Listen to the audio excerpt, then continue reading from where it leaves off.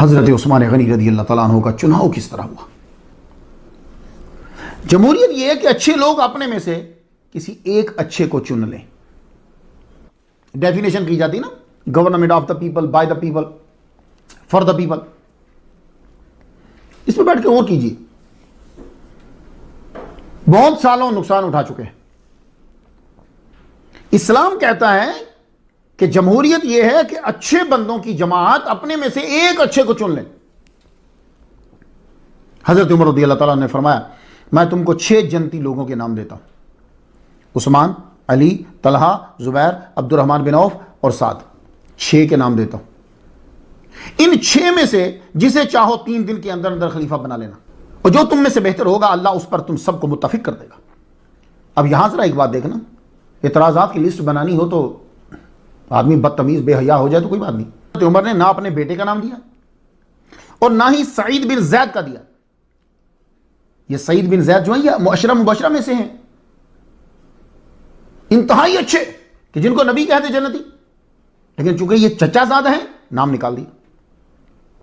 یار جن لوگوں نے اتنی احتیاط برتی ہو اسلام کے لیے، ان لوگوں پر 100 200 روپے کے الزام لگاتے ہو، یہ تو ہمارا گھٹیا پن واضح کر دے گا، نہ کہ ان کی شان پر کوئی دبا آئے گا.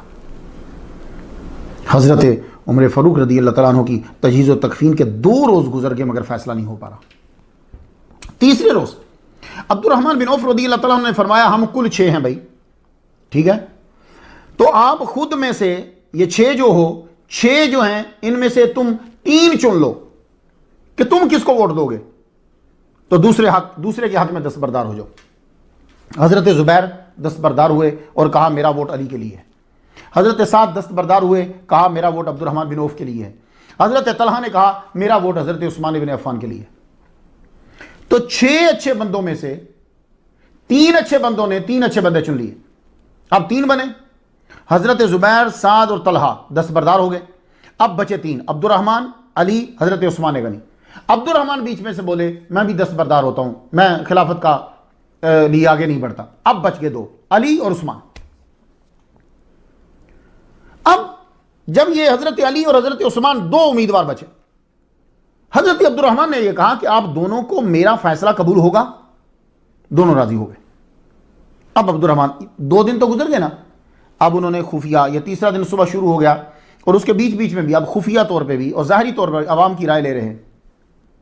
تاریخ ابن خلدون جلد اس کی 2 ہے، صفحہ 996 ہے. باس مقتل عمر، لوائح الانوار ہے، جلد اس کی 2 ہے، صفحہ اس کا 317 ہے. حضرت عبد الرحمن نے علیحدگی میں حضرت عثمان سے پوچھا آپ کی بات میں اگر نہ کروں تو آپ مجھے کس کی بات کرنے کا بولو گے؟ تو حضرت عثمان بولے علی کی. پھر آپ حضرت علی سے ملے خفیہ طور پر علیحدگی میں، کہنے لگے اگر میں آپ کی بات نہ کروں تو آپ مجھے کس کی بات کرنے کا بولو گے؟ حضرت علی نے فرمایا عثمان کی. سن رہے ہیں جناب آپ؟ یہ بھی تو تاریخ ہے نا بھائی. تو ٹماٹر کی جب لینے گئے خریداری میں ہم نے ٹماٹروں کو واچ کیا، لیکن جب تاریخ میں یاوا گوئییں لکھی ہوئی تھی تو ہم نے اس میں سے یاوا گوئییں لے لی، وہاں کیوں نہیں واچ کیا؟ کیا صحابہ کی عزت جو ہے وہ ٹماٹروں سے بھی نیچے ہے؟ حضرت علی کہہ رہے ہیں کہ میں کہوں گا کہ تم حضرت عثمان کی بات کرو. سب کو مسجد نبوی میں جمع کر لیا. یہ عصر سے پہلے کی بات ہے. سب کو جمع کیا. عبد الرحمن نے حضرت علی سے کہا آپ کتاب اللہ، سنت رسول اللہ اور سنت الشیخین کی پابندی پہ عہد کرتے ہیں؟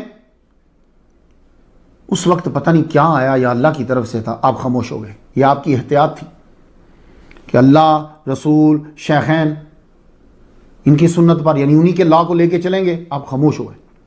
سید عبد القادر گیلانی غوث پاک جنہیں کہا جاتا ہے، وہ الغنیہ کے باب 10 پہ لکھتے ہیں کہ آپ نے فرمایا معلوم نہیں کہ کر پاؤں گا.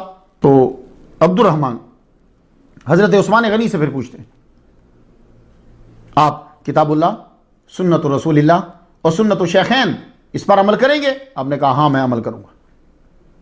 طبقات ابن سعد، ذکر ہجرت عثمان، البدایہ والنہایہ 7ویں جلد صفحہ 147، سنن کبریٰ بائہقی جلد 8ویں صفحہ 150، المصنف عبد الرزاق جلد 5ویں صفحہ 478 اور بخاری شریف. بخاری کے تو یہ الفاظ ہیں ان علی بایا عثمان بعد عبد الرحمن بن عوف. عبد الرحمن بن عوف، اب آپ تو اعلان کر رہے تھے، آپ نے ہاتھ آگے بڑھا دیا، آپ نے جب بائعت کی تو فوراً حضرت علی نے بائعت کی حضرت عثمان غنی رضی اللہ تعالیٰ عنہ کی۔ امام احمد بن حنبل رحمۃ اللہ علیہ کا فرمانا ہے کہ 3 روز کی مشاورت سے جس آسانی سے خلافت عثمانی پر صحابہ راضی ہوئے اس طرح کسی بائعت پہ نہیں ہوئے۔ سوموار کا دن ماہ محرم عصر کے وقت آپ کی خلافت پر مسجد نبوی میں حضرت علی سمیت اتفاق ہو گیا، سب نے بائعت کی۔ حضرت صہیب رومی نے عصر کی اذان دی، حضرت عثمان غنی رضی اللہ تعالیٰ عنہ نے خلیفہ وقت کی حیثیت سے سب سے پہلی جو نماز پڑھائی وہ عصر کی نماز ہے۔ یہ جو 3 دن گزرے تھے، ان 3 دنوں میں حضرت صہیب رومی ہی امامت کروا رہے تھے مسجد نبوی